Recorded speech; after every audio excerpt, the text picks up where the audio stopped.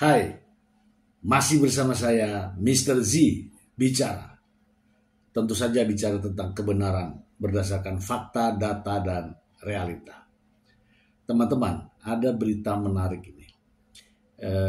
Anggota Dewan, anggota DPR RI melaporkan seorang psikolog yang kita sudah kenal yang begitu banyak berkiprah. Kalau nggak salah, beliau adalah dosen di PTIK, di Perguruan Tinggi Ilmu Kepolisian.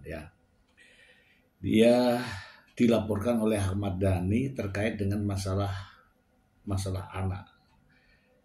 Dia adalah Dr. Lita Gading, psikolog. Bagaimana kisahnya? Saya bacakan dulu supaya tidak menjadi fitnah. Berikut ini langsung dari sumbernya. Di Kompas.com, dipolisikan Ahmad Dhani, Lita Gading, tidak ada klarifikasi.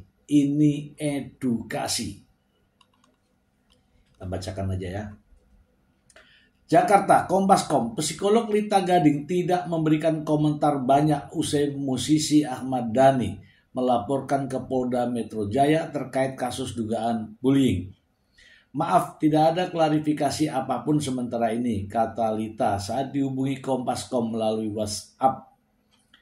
Meski begitu, Lita mengirimkan beberapa video yang dia unggah melalui Instagramnya. Dalam video tersebut, Lita membahas tentang anak Dhani berinisial SA hingga Mulan Jamila. Menurutnya, 3 video yang dia kirimkan ini adalah edukasi. Ini edukasi, ucap dia. Diberitakan sebelumnya, Ahmad Dhani melaporkan psikolog Lita Gading ke Polda Metro Jaya, Kamis 10 Juli 2025. Laporan tersebut terkait unggahan Lita di media sosial yang menyinggung anak Dhani berinisial SA. Laporan pentolan grup musik Dewa 19 itu terregistrasi dengan nomor LPB 4759 bulan 7 2025 SPKT Polda Metro Jaya. Ahmad Dhani menjerat Lita Gading dengan pasal 76C junto pasal 80 Undang-Undang Nomor 35 Tahun 2014 tentang Perlindungan Anak dan atau pasal 27A Undang-Undang Nomor 1 Tahun 2024 tentang perubahan kedua atas Undang-Undang Nomor 11 Tahun 2008 tentang informasi dan transaksi elektronika. Oke. Kita bahas ya teman-teman, kita bahas. Oke teman-teman ya, tadi Lita Gading disangka atau dijerat dengan pasal 76C Undang-Undang Nomor 35 Tahun 2014 tentang Perlindungan Anak. Saya bacakan untuk Anda ya teman-teman ya. Setiap orang dilarang menempatkan, membiarkan, melakukan, menyuruh melakukan atau turut serta melakukan kekerasan terhadap anak. Ini kekerasan apa ya? Kemudian penjelasan daripada 76C tidak dijelaskan kekerasan apa yang dimaksud. Hanya tertulis di situ cukup jelas. Ya kan? Lalu dikaitkan dengan pasal 27A 27A terkait dengan Undang-Undang ITE. Saya akan bacakan untuk Anda ya. 27A terkait dengan Undang-Undang ITE. 27A ini kalau tidak salah sudah direvisi oleh MK. Saya bacakan dulu ya.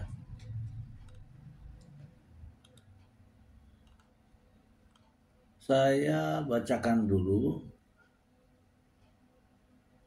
Pasal 27A yang mengatur tentang penyerangan kehormatan, nama baik orang lain melalui informasi elektronik dengan unsur kesengajaan dan penyebaran yang diketahui umum. Pasal ini juga telah mendapatkan perhatian karena berpotensi multitafsir dan memerlukan penafsiran yang jelas untuk menghindari penyalahgunaan. Nah, Lita Gading dijerat pasal ini, sementara ini multitafsir ya. Yang dimaksud menyerang itu yang mana? Kemudian pasal 80 itu ancaman pembidanaannya ya. Teman-teman ya, supaya tidak menjadi penasaran teman-teman, apa sih yang dilakukan oleh Lita Gading terkait dengan laporan dari Ahmad Dhani ke Polda Metro Jaya. Miris juga ya. Kita simak.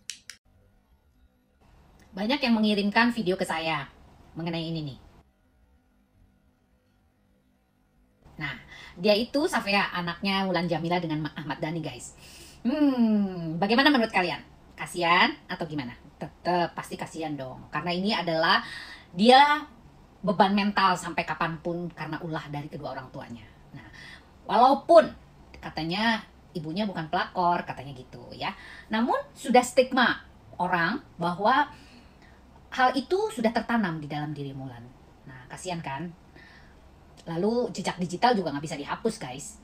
Makanya sekarang ini kan banyak banget tuh video-video lama bermunculan lagi. Bener nggak? Dengan statementnya Al pada saat diwawancara, bagaimana dia perihnya mengenai pertengkaran dan perselingkuhan orang tuanya waktu itu gitu ya, sampai akhirnya katanya yang Bunda Maya tidak dibolehkan datang ke rumah, yang akhirnya pada saat Al ulang tahun dia harus manjat pagar dan sebagainya. Aduh guys, itu jejak digital, itu memang serem banget gitu ya. Makanya kita nih sebagai manusia harus baik-baik dan jangan menorehkan apapun di dalam sosial media, karena ini adalah bagian dari pekerjaan juga loh guys. Pada saat nanti kamu tertoreh di dalam sosial media yang hal yang jelek-jelek, maka ini menjadi track record negatif pada saat penerimaan pekerjaan guys. Nah seperti saya nih, kalau rekrutmen orang, saya lihat dulu nih jejak digitalnya nih, saya lihat dulu nih media sosialnya nih. Nah jadi hati-hati kalau kamu mau berbuat jahat sama orang, berpikirlah dahulu. Oke, jangan sampai sosial media kita malah justru akan memperburuk hidup kamu, karena kamu nggak bisa bekerja. Karena sekarang perusahaan-perusahaan itu melihat track record kamu secara kepribadiannya. Jadi kepribadiannya bukan cuma lihat secara umum, secara kasat mata, namun dia melihat bagaimana di balik layar kantor gitu loh. Jadi di balik layar perusahaan gitu, kamu itu ngapain aja gitu loh. Kamu tuh berbuat apa? Kamu tuh melakukan apa? Nah kayak gitu-gitu loh guys. Itu sebagai penilaian guys sekarang ini. Karena sekarang ini sudah menjadi era globalisasi dan digitalisasi. Maka siapapun langkahnya dari orang yang meng-hire nih ke perusahaan, itu akan jadi penilaian. Oke guys? Jadi untuk Safea, kembali lagi ya. Kamu sekarang harus berpikir positif aja. Karena bagaimanapun buruknya orang tua kamu adalah orang tuamu, jadi tidak bisa kamu melihat dari pandangan orang lain gitu loh. Walaupun misalkan kamu merasa bahwa kamu kan udah pinter dong, udah gede dong, jejak digital kan pasti kamu juga bisa melihat dan membaca, itu udah pasti. Jadi tinggal memilih bagaimana mindset kamu yang ada di dalam diri kamu. Oleh karena itu lebih baik, kalau saran saya ya sudah, sekolah di luar negeri dan tinggal di luar negeri, supaya perkembangan jiwa kamu mungkin tidak akan dihujat oleh orang-orang yang ada di Indonesia, seperti itu. Karena bagaimanapun juga baiknya kamu tetap akan terbawa dengan siapa dia gitu loh, siapa orang tuanya. Nah seperti itu, itulah orang Indonesia. Karena culture orang Indonesia masih tetap dia melihat bibit bebet bobot, seperti itu guys. Oke, Safea, mudah-mudahan kamu tetap tegar ya, walaupun kamu merasa bahwa kamu adalah orang yang mungkin tidak beruntung dalam hal ini, namun bagaimanapun mereka adalah kedua orang tua kamu.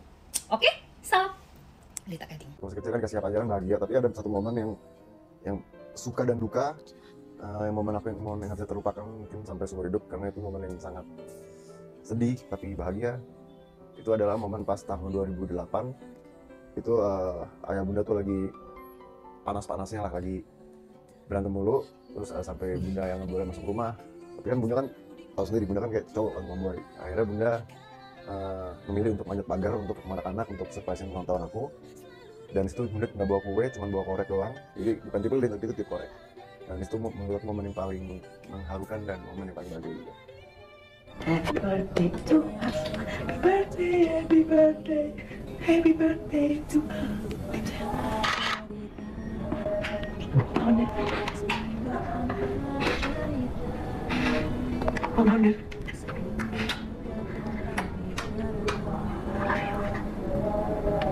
Kalau saya lihat dari unggahan Lita Gading ini, tidak ada unsur-unsur yang menjatuhkan, yang perundungan, tidak ada.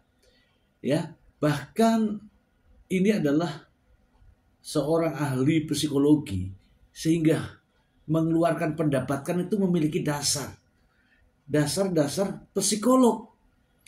Kalau ini dilaporkan kemudian dipidanakan, wah ini masuk, ini yang namanya kriminalisasi.